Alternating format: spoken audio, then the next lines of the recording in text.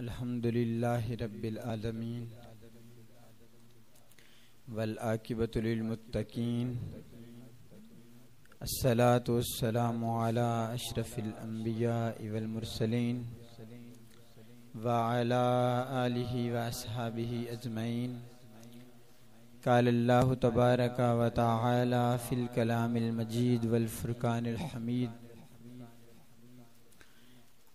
الذین ان مکناہم فی الارض اقاموا الصلاۃ وآتوا الزکاۃ وامروا بالمعروف ونہوا عن المنکر وللہ عاقبۃ الامور صدق اللہ العظیم وبلغنا رسولہ النبی الکریم الامین ان اللہ وملائکتہ یصلون علی النبی یا ایہا الذین آمنوا صلوا علیہ وسلموا تسلیما الصلاۃ والسلام علیک یا سیدی یا رسول اللہ وعلی آلک واصحابک یا سیدی یا حبیب اللہ مولاي صل وسلم دائما ابدا على حبيبك خير الخلق كلهم يا رب بالمصطفى بلغ مقاصدنا واغفر لنا ما مضى يا واسع الكرم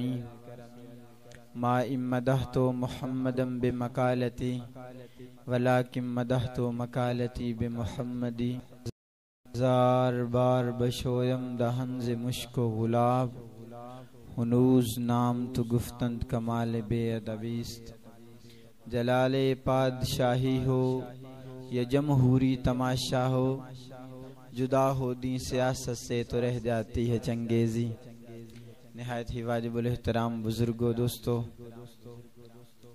اللہ رب العزت کا کروڑ مرتبہ شکر ہے جس مالک کائنات خالق کائنات نے اشرف المخلوقات بنا کر حضور نبی مکرم شفیع معظم سرور عالم صلی اللہ علیہ وآلہ وسلم کا امتی بنایا۔ رسول اللہ صلی اللہ علیہ وآلہ وسلم آپ کی امت کے اندر کچھ ایسے افراد ہوئے جنہیں اللہ رب العزت نے حکومت نصیب فرمائی، جنہیں اللہ رب العزت نے بادشاہی نصیب فرمائی۔ وہ کئی علاقوں پہ بادشاہ بنے، کئی علاقوں کے لیے حکمران بنے۔ جب وہ حکمران بنے، بادشاہ بنے، تو پھر اللہ رب العزت نے انہیں یہ بھی توفیق عطا فرمائی کہ انہوں نے عدل و انصاف کو قائم کیا، انہوں نے علم دین کو فروغ دیا، انہوں نے جہالت کو ختم کیا، انہوں نے اسلام کے نظام کو قائم کیا۔ وہ لوگ جو اسلام سے محبت کرتے ہیں تو پھر وہ اسلام کو قائم کرنے کی کوشش کرتے ہیں، اور یہ یاد رکھیں کہ جس قدر کوئی آدمی زیادہ اسلام سے محبت کرتا ہے، اسلام کی خاطر قربانیاں دیتا ہے، تو پھر رہتی دنیا تک اس کا نام زندہ رہ جاتا ہے۔ لوگ وقت گزر جاتا ہے لیکن لوگ اسے یاد رکھتے ہیں، لیکن وہ لوگ جو اسلام کے مخالفت کرتے ہیں، وہ لوگ جو اسلام کی فروغ کے اندر، اسلام کے پھیلنے کے اندر رکاوٹ کا سبب بنتے ہیں، اسلام کے اندر بگاڑ پر پیدا کرنے کی کوشش کرتے ہیں، تو یاد رکھیں نام ان کا بھی زندہ رہتا ہے لیکن ہمیشہ برے لفظوں میں انہیں یاد کیا جاتا ہے۔ لیکن وہ لوگ جو اسلام کی خدمت کر جاتے ہیں، اسلام کے لیے کوششیں کرتے ہیں، اسلام کا بول بالا کرتے ہیں، تو پھر اللہ رب العزت ان کے نام رہتی دنیا تک زندہ رکھواتا ہے۔ اور انہی لوگوں میں سے بر صغیر کے بہت بڑے بادشاہ سلطان المعظم ابو المظفر سلطان اورنگزیب عالمگیر رحمت اللہ علیہ، بادشاہ ہونے کے باوجود یاد رکھیں کہ بر صغیر پہ 2 بادشاہوں نے سب سے زیادہ حکومت کی۔ ایک اکبر بادشاہ نے، اس نے 50 سال حکمرانی کی، اور دوسرے سلطان اورنگزیب عالمگیر رحمت اللہ علیہ، انہوں نے بھی 50 سال حکومت کی۔ لیکن دونوں کی زندگی کے اندر اگر ہم دیکھیں، مطالعہ کریں، a great difference between، دونوں کے درمیان بہت زیادہ فرق ہمیں نظر آتا ہے کہ کہاں وہ اکبر بادشاہ جو غلاظت کے اندر لتا پتا ہے، کہ جس کی حکمرانی کے اندر، جس کی حکومت کے اندر جہالت پھیلتی جا رہی ہے، ہندوانہ رسم و رواج مسلمانوں کے اندر داخل ہوتے جا رہے ہیں، ہر طرح کی بے حیائی، ہر طرح کی برائی، ہر طرح کی بدگماشی وہ اس کے دور کے اندر پھیلتی رہی، لیکن اللہ رب العزت نے کرم فرمایا۔ وہ قرآن مجید کی آیت ہے، یخرج الحی من المیت ومخرج المیت من الحی، کہ وہ اللہ کی ذات جو ہے وہ زندوں سے مردہ اور مردوں سے زندہ پیدا فرمانے والا، اسی اکبر بادشاہ کی نسل سے اکبر بادشاہ کا پڑپوتا سلطان اورنگزیب عالمگیر رحمت اللہ علیہ پیدا ہوا، جس کے عدل و انصاف کے ڈنکے آج تک بجتے ہیں، جس کی وہ دین کی خدمت اور دین سے محبت آج تک یاد رکھی جاتی ہے۔ اس درویش آدمی نے سب کو چھوڑ کے رسول اللہ صلی اللہ علیہ وآلہ وسلم کے دین کی خدمت کی، ہر ایک چیز کو بھلا کے رسول اللہ صلی اللہ علیہ وآلہ وسلم کے دین کے لیے اپنے آپ کو وقف کر دیا۔ وہ بادشاہ وقت تھا، لیکن بادشاہ ہونے کے باوجود اس نے بادشاہی نہیں جگائی، اپنے آپ کو بڑا بادشاہ محسوس نہیں کروایا، بلکہ ہر لمحہ ہر وقت دین کی خدمت کے اندر اپنے آپ کو مصروف رکھا، اور اس کی مصروفیت کی وجہ سے، اس کی وہ دین کی خدمت کی وجہ سے آج تک اس آدمی کو یاد رکھا جاتا ہے۔ سلطان اورنگزیب عالمگیر رحمت اللہ علیہ جب آپ بادشاہ بنتے ہیں،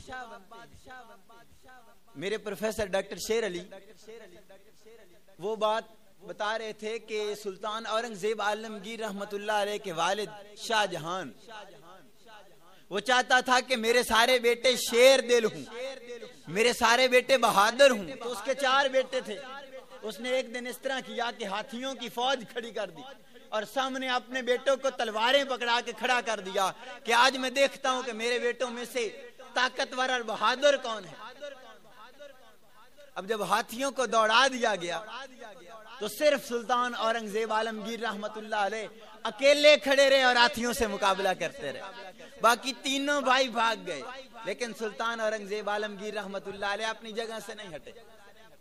وہ اتنے زیادہ ہاتھی تھے، لیکن وہ اکیلا آدمی، اللہ رب العزت پھر ہمت بھی عطا فرماتا ہے۔ کوئی آدمی چل کے دیکھے، کوئی آدمی جذبہ دکھائے، ہمت کرے، بہادری دکھائے، پھر اللہ رب العزت اس کی مدد بھی فرماتا ہے۔ تو سلطان اورنگزیب عالمگیر رحمت اللہ علیہ نے بہادری دکھائی، اللہ نے پھر مدد فرمائی۔ وہ بہادری کا منبع اور مرکز تھا، اور دین اسلام کے لیے میں حیران ہوں کہ وہ بادشاہ بنا۔ اب بادشاہ بننے کے بعد سلطان اورنگزیب عالمگیر نے حفظ کرنا شروع کر دیا قرآن پاک۔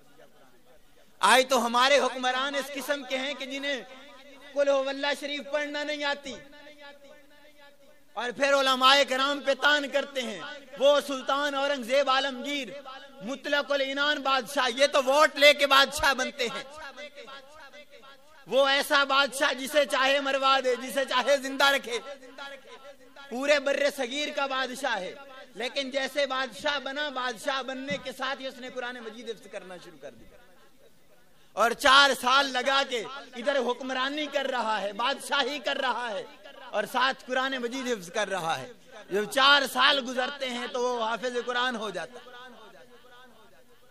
پھر وہی بادشاہ ہے سلطان اورنگزیب عالمگیر کہ سب کو چھوڑ کے، سارے معاملات ترک کر کے وہ آدمی با جماعت نماز پڑھتا ہے، ہر وقت با وضو رہتا ہے۔ اور میں حیران ہوں حضرت مجدد پاک الفسانی رحمت اللہ تعالی علیہ پر کہ اس ایک ہستی نے ایسا کام کر دکھایا۔ حضرت مجدد پاک الفسانی رحمت اللہ تعالی علیہ، آپ کے صاحبزادے حضرت خواجہ محمد معصوم صاحب رحمت اللہ علیہ، ان کے مرید ہوئے سلطان اورنگزیب۔ وہ بادشاہ وقت ہے، لیکن مجدد پاک کے صاحبزادے کے سامنے اپنے گھٹنے ٹیک کے بیٹھتا ہے. وہ بادشاہ وقت ہے. حیران ہوں وہ بادشاہ بنا جب آخری عمر آئی اس نے کہا میرے کچھ مسائل رہتے ہیں. حضرت مجدد پاک الفسانی رحمت اللہ تعالی علیہ کے پوتے حضرت مولانا محمد فرخ صاحب رحمت اللہ تعالی علیہ ان کے پاس گئے اور پوری بخاری شریف پڑھ ڈالی. وہ سلطان اورنگزیب عالمگیر بادشاہ وقت ہے لیکن بادشاہی کی طرف نہیں دیکھا بلکہ دین اسلام کو عروج دینے کی طرف دیکھا. ہر لمحہ دین کی خدمت کرتا رہا وہ آدمی. لیکن اس کے پیچھے ایک ولی اللہ کا ہاتھ تھا, اسے حضرت مجدد الفسانی رحمت اللہ علیہ کہتے ہیں. وہ مجدد پاک کہ جس نے کبھی کسی کا ڈر نہیں رکھا اللہ کی ذات کے سوا. بادشاہوں سے ٹکر لی اور اس ٹکر کا فائدہ کیا ہوا کہ بادشاہ خود غلام بن گیا. وہی بادشاہ جو مخالفتیں کرتے تھے وہی بادشاہوں کی اولادیں مجدد پاک کی غلام ہونا شروع ہو گئی. اور اس کی بنیادی وجہ کیا تھی کہ انہوں نے دین پہ اس انداز سے عمل کیا تھا, دین پہ اس مضبوطی کے ساتھ عمل کیا کہ اللہ رب العزت نے پھر وہ کرم فرمایا, وہ مہربانی فرمائی جو رہتی دنیا تک یاد رکھی جاتی. حضرت مجدد پاک الفسانی رحمت اللہ تعالی علیہ آپ کی وجہ سے بر صغیر پاک و ہند کو اللہ رب العزت نے عروج عطا فرمایا. اور پھر سلطان اورنگزیب عالمگیر رحمت اللہ تعالی علیہ آپ نے دین کی خدمت ساری زندگی اپنے آپ کو دین کے لیے وقف کر دیا اور وہ حسین اصول قائم کر ڈالے, وہ حسین جد و جہدیں کی, وہ حسین کارنامے سر انجام دیے جو آج تک یاد رکھے جاتے ہیں کہ بر صغیر پاک و ہند چونکہ مسلک اہل سنت و جماعت کا ایک بہت بڑا علاقہ تھا اور یہ حضرت امام اعظم ابو حنیفہ رضی اللہ تعالیٰ عنہ کے پیروکار ہیں, تو حضرت سلطان اورنگزیب عالمگیر نے 50 سے زیادہ علماء کو اکٹھے کر کے فتاوی عالمگیری بنوایا جس پہ 50 علماء کو بٹھایا تاکہ اسلامی قوانین مرتب کر دیے جائیں جن کے ذریعے پوری حکومت چلتی رہے. اور وہ سلطان اورنگزیب عالمگیر میں حیران رہتا ہوں کہ جب فوت ہونے لگے تو آپ نے وصیت فرمائی. آپ فرمانے لگے کہ میں ٹوپیاں سلائی کرتا ہوں, اس سے مجھے 3 روپے ملے ہیں, ان 3 روپیوں سے میرا کفن بنانا. وہ سلطان اورنگزیب عالمگیر رحمت اللہ علیہ جب فوت ہونے لگے تو آپ فرمانے لگے کہ میں قرآن مجید اپنے ہاتھ سے لکھتا ہوں اور لکھ کے بیچا کرتا ہوں, اس سے مجھے 5 روپے ملے ہیں, وہ مدرسے کے لیے صدقہ کر دینا. وہ بادشاہ بر صغیر پاک و ہند کا بادشاہ اتنی بڑی حکومت ہونے کے باوجود, اتنے زیادہ شاہی خزانے ہونے کے باوجود وہ کہہ رہا ہے میں 3 روپے چھوڑ کے جا رہا ہوں جو میں اپنے ہاتھوں سے ٹوپیاں سلائی کیا کرتا تھا اس سے میرا کفن بنانا ہے. وہ 5 روپے وہ حقیقی میری کمائی ہے جو میں قرآن لکھ کے بیچا کرتا تھا, اس کو صدقہ کر دینا ہے تاکہ کل قیامت والے دن اس کا مجھے اجر ملتا رہے.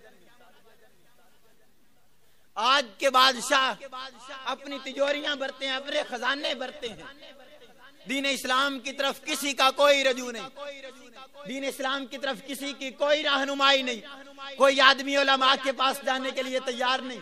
لیکن وہ اورنگزیب عالمگیر رحمت اللہ علیہ حضرت ملا احمد جیون رحمت اللہ علیہ کی بارگاہ کے اندر حاضر تھے اور وہاں جا کے دین اسلام پڑھا کرتے تھے. وہ آدمی کہ جس کی وجہ سے وہ ایک انگریز رائٹر 1619 کے اندر 1690 کے اندر وہ سندھ کے اندر آیا, اس نے ٹھٹھے شعر کی چیکنگ کی, اس کو دیکھا پرکھا تو وہ جا کے جب لکھتا ہے تو لکھ کے کہتا ہے یہ ایک ایسا شعر ہے جس کے اندر 400 مدارس بن چکے ہیں اور وہ 400 مدارس بنوانے والی ہستی سلطان اورنگزیب عالمگیر رحمت اللہ علیہ.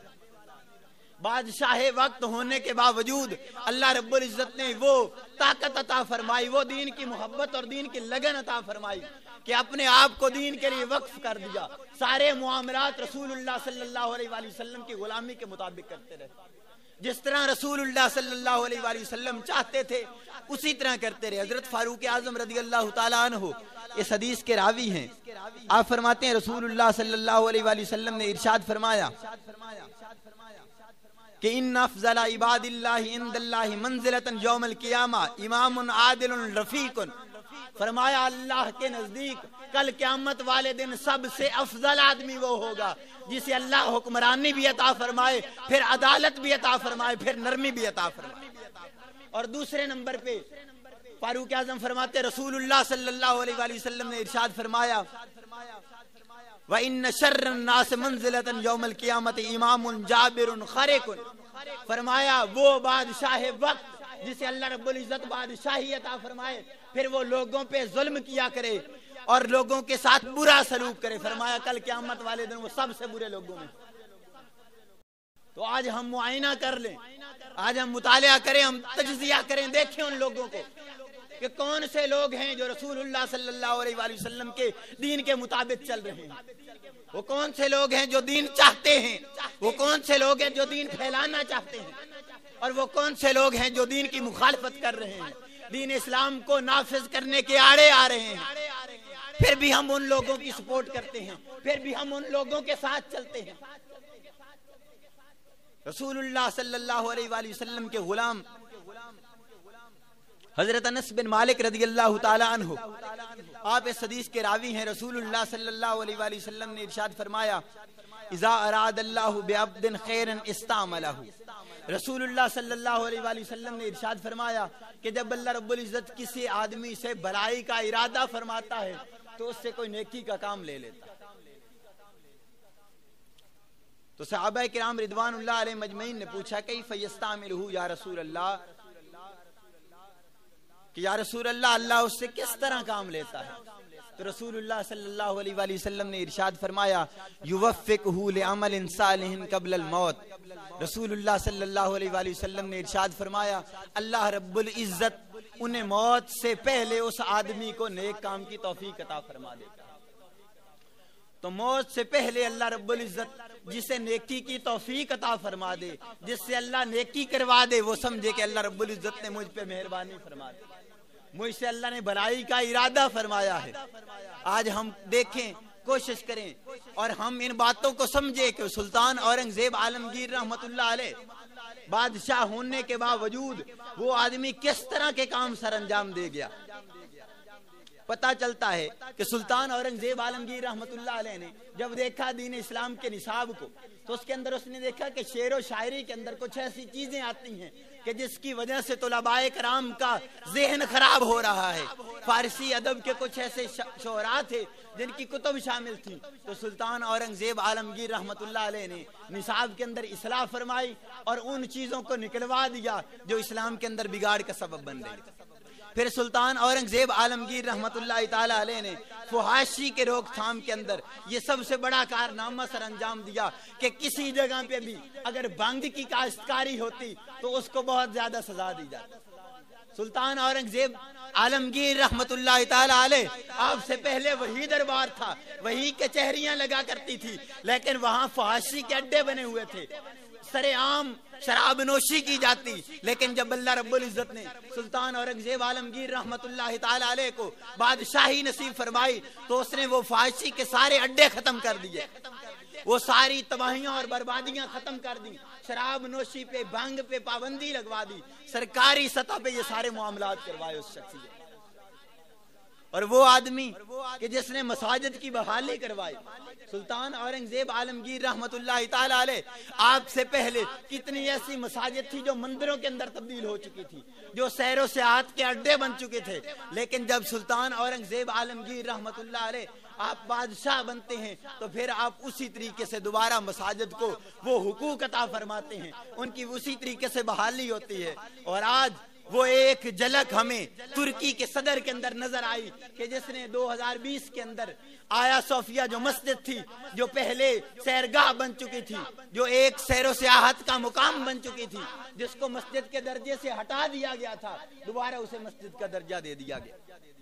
تو وہ لوگ جو رسول اللہ صلی اللہ علیہ وآلہ وسلم کے دین کے محافظ ہیں، وہ لوگ جو بادشاہ ہیں لیکن اللہ رب العزت انہیں دین کے ساتھ محبت نصیب فرماتا ہے، وہ سب سے افضل اور سب سے اعلیٰ لوگ۔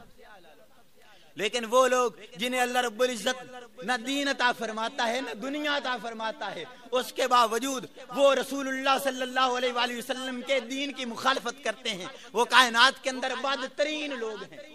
کہ جو رسول اللہ صلی اللہ علیہ وآلہ وسلم کے دین کے اندر مخالفت کرتے.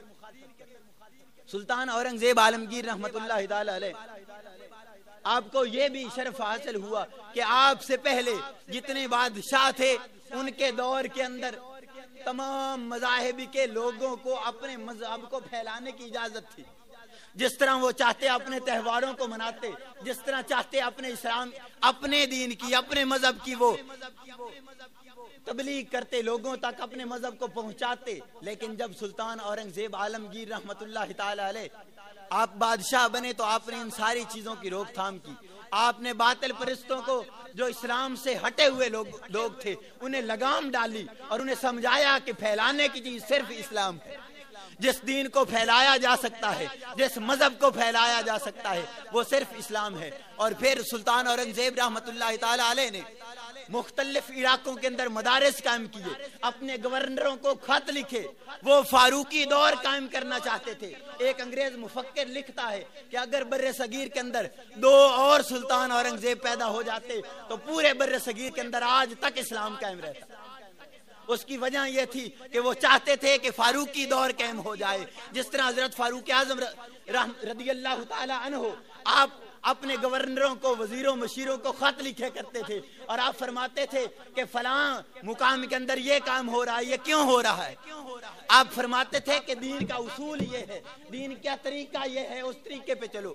وہی طریقہ سلطان اورنگزیب عالمگیر رحمت اللہ تعالی علیہ آپ اپنانا چاہتے تھے. اور آپ نے اپنی 50 سالہ دور حکومت کے اندر ہر لمحہ رسول اللہ صلی اللہ علیہ وآلہ وسلم کی غلامی کا دم بھرا. ہر لمحہ اپنے آپ کو رسول اللہ صلی اللہ علیہ وآلہ وسلم کی غلامی کے لیے پیش کیا اور عدل و انصاف کا وہ معیار قائم کر دیا، وہ مقام قائم کیا کہ جو رہتی دنیا تک یاد رکھا جاتا ہے. سلطان اورنگزیب عالمگیر رحمت اللہ تعالی علیہ وہ صرف مسلمانوں کے لیے نہیں بلکہ جو کوئی غیر مسلم بھی آیا، جب اسے انصاف کی ضرورت پڑی تو سلطان اورنگزیب عالمگیر نے اسے انصاف دلوایا. اور ایک حسین واقعہ جو آپ کی زندگی کے انصاف کا ملتا ہے کہ آپ رات کے وقت آرام کر رہے ہیں تو کچہریوں کے اندر، درباروں کے اندر پہلے گھنٹیاں لگا ہوا کرتی تھی. تو کسی عورت نے آ کے وہ بیل دی، وہ سزا دی.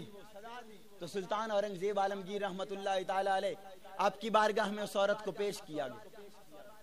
آپ نے فرمایا کہ اس وقت وہ کہنے لگی کہ حضور ہمارے علاقے کا جو زمیندار ہے، جو نمبردار ہے، وہ چاہتا ہے کہ میری بیٹی کو اٹھا کے لے جائے اور میری بیٹی کی کل شادی ہے. سلطان اورنگزیب رحمت اللہ تعالی علیہ نے فرمایا مائی ادھر رک. آپ نے اپنے وزیر کو بلایا، کسی اور سپاہی کو نہیں بلایا، کسی اور فوج کو نہیں بلایا. 2 گھوڑے منگوائے، خود اس پہ سوار ہوئے، اپنے وزیر کو ساتھ سوار کیا اور جا کے پہنچ گئے. اسی وقت وہ حملہ کر چکے تھے اس گھر پہ. وہ بادشاہ اور وزیر خود لڑے، بہادری اور جرت کا مظاہرہ کیا اور ان کو وہاں سے بھگایا. باوجود اس کے کہ آپ کو بھی زخم آ گئے، وزیروں کو بھی زخم آ گئے، لیکن اس بات کی پرواہ نہیں کی کہ میں بادشاہ وقت ہوں، اس وقت میرا جانا میری سیکورٹی کا مسئلہ ہے، میری جناب کو پروٹوکول کا مسئلہ ہے. کسی چیز کی طرف توجہ نہیں کی بلکہ وہ عدل و انصاف قائم کرنا چاہتے تھے. اس لیے وہ رات کے وقت اکیلے کھڑے ہوئے، اپنے وزیر کو ساتھ لے کے گئے اور وہ عدل و انصاف قائم کیا. جب صبح کا وقت ہوا تو ان لوگوں کو بلوا لیا گیا، دربار کے اندر پیش کر دیا گیا. جب وہ دربار کے اندر پیش ہوئے تو سلطان اورنگزیب عالمگیر رحمت اللہ تعالی علیہ آپ فرمانے لگے جو مجھے تم نے زخم پہنچائے ہیں میں نے معاف کیے، جو تم نے مجھے زخم پہنچائے میں نے معاف کیے، لیکن جو اس غریب اور بوڑھیا عورت کو زخم پہنچائے ہیں ان کو کبھی معاف نہیں کر سکتا. وہ سلطان اورنگزیب عالمگیر اسی وقت ان کو کیفر کردار تک پہنچایا. پھر اس کی بیٹی کی شادی کی اور فرمایا جا اپنی بیٹی کی شادی کر. وہ بادشاہ وقت ہونے کے باوجود خود چل کے گیا اس کی بیٹی کی شادی کے لیے اور اپنی جو کمائی تھی اس سے 500 اشرفیاں اسے پیش کر. وہ بادشاہ وقت وہ عدل و انصاف کا معیار قائم کرتے نظر آ رہے ہیں. لیکن آج جب ہم دیکھتے ہیں تو دل خون کے آنسو روتا نظر آتا ہے کہ ہر طرف اقتدار اور حکومت کی لڑائیاں ہمیں نظر آ رہی ہیں. ہر آدمی ہوس کا پجاری نظر آ رہا ہے. ہر شخص یہ چاہتا ہے کہ مجھے حکومت مل جائے. ہر شخص یہ چاہتا ہے کہ میں بڑا بن جاؤں, مجھے اقتدار نصیب ہو جائے. لیکن یاد رکھیں, جس آدمی کو اقتدار کے اندر پھنسا دیا گیا اور وہ اقتدار پہ پورا نہ اتر سکا, وہ آدمی عدل و انصاف کا معیار قائم نہ کر سکا, تو کل قیامت والے دن سب سے زیادہ ذلیل و رسوا وہ آدمی ہوگا. لیکن وہ آدمی جسے اللہ رب العزت کی طرف سے حکومت ودیت کر دی جاتی ہے, تحفے میں دی جاتی ہے, جسے حکومت سونپ دی جاتی ہے, پھر اللہ رب العزت مدد بھی نازل فرماتا ہے, اس میں مہربانیاں بھی نازل فرماتا ہے. آج ہمیں ضرورت اسی امر کی ہے کہ ہم رسول اللہ صلی اللہ علیہ وآلہ وسلم کے دین کے لیے کھڑے. ہم رسول اللہ صلی اللہ علیہ وآلہ وسلم کے جو آپ نے اسلامی نظام قائم فرمایا, جو صحابہ کرام رضوان اللہ علیہ مجمعین نے اسلامی نظام قائم فرمایا, ہمیں چاہیے کہ ہم اس اسلامی نظام کے لیے کھڑے ہو جائیں تاکہ پاکستان کے اندر اور پوری دنیا کے اندر وہ اسلامی نظام قائم ہو جائے. وگرنہ کسی صورت میں بھی ہمارے لیے نجات نہیں ہے. نجات صرف اسی صورت کے اندر ہے کہ ہم رسول اللہ صلی اللہ علیہ وآلہ وسلم کے دین کی پیروی کریں, ہم رسول اللہ صلی اللہ علیہ وسلم کے بتائے ہوئے طریقوں پہ چلیں. وہی میں پھر بات دہرا دیتا ہوں کہ بادشاہ ہونے کے باوجود, اتنی مصروفیات ہونے کے باوجود کوئی پروٹوکول نہیں. 4 سال کی عمر کے اندر جب بادشاہ بنے, بادشاہ بننے کے بعد 4 سال کے اندر اس شخص نے قرآن مجید حفظ کیا. بادشاہ بننے کے بعد مجدد پاک کے پوتے سے اس نے پوری بخاری شریف پڑھی. 4 سال اس کی حکومت ہونے کے باوجود, اس کے پروٹوکول ہونے کے باوجود ہر وقت تو آدمی جماعت کے ساتھ نماز پڑھتا رہا. وہ بادشاہ ہونے کے باوجود اس نے مساجد کو قائم کیا, مدارس کو قائم کیا. وہ ہر وقت بندہ باوضو رہتا ہے. اسی لیے تو اقبال نے کہا تھا, گوادی ہم نے جو اسلاف سے میراث پائی تھی, گوادی ہم نے جو اسلاف سے میراث پائی تھی, سریا سے زمین پر آسمان ہم کو دے مارا. وہی چیز وہ ہم آج پیچھے کیوں گئے ہیں. وہ اقبال کا دوسرا شعر بھی ہمیں یہی سبق دیتا ملتا ہے کہ وہ معزز تھے زمانے میں مسلمان ہو کر, وہ معزز تھے زمانے میں مسلمان ہو کر, اور ہم خار ہوئے تارے کے قرآن ہو کر, کہ ہم نے قرآن اور رسول اللہ صلی اللہ علیہ وآلہ وسلم کے فرمان کو پس پشت ڈال دیا, اپنی ہوس کو, اقتدار کے لالچ کو فرنٹ پہ رکھا, جس کی وجہ سے ہم تباہی اور بربادی کے کنارے پہ جا پہنچے, تباہی اور بربادی کے گڑھے کے اندر جا پہنچے. اگر آج ہم چاہتے ہیں کہ تباہی اور بربادی سے ہم کنارہ کش ہو جائیں, اللہ ہمیں نجات عطا فرما دے, تو پھر آج ہم رسول اللہ صلی اللہ علیہ وآلہ وسلم کے دین کے مطابق چلنا شروع کر دیں. اللہ رب العزت آج بھی ہمیں بلندیاں نصیب فرمائے گا, آج بھی کامیابیاں نصیب فرمائے گا. اللہ رب العزت کی بارگاہ کے اندر دعا ہے, اللہ رب العزت ہمیں عظیم حکمران نصیب فرمائے جو رسول اللہ صلی اللہ علیہ وآلہ وسلم کے دین کی خدمت. وما علینا.